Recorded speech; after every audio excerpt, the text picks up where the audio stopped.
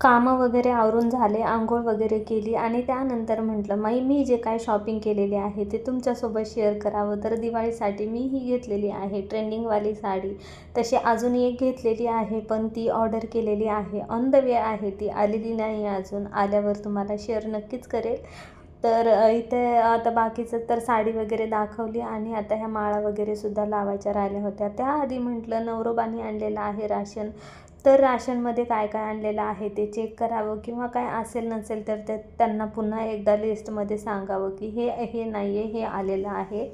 तर अशा प्रकारे मी राशन वगैरे चेक केलं. त्यानंतर मग मला डाळ वगैरे सुकाय घालायची होती.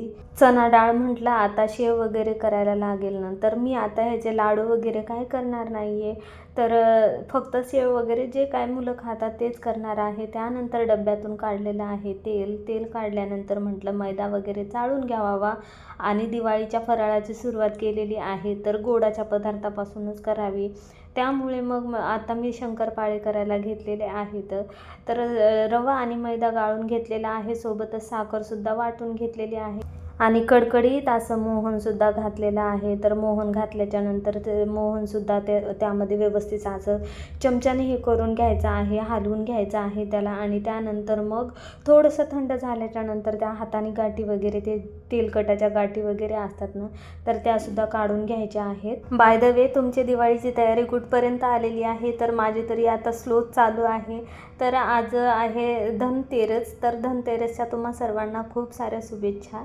तर आता इकडं पीठ वगैरे थंड झालेलं आहे, तर म्हटलं हाताने त्याला हे करून घ्यावं आणि आता फायनली भिजून वगैरे गोळा रेडी झालेला आहे.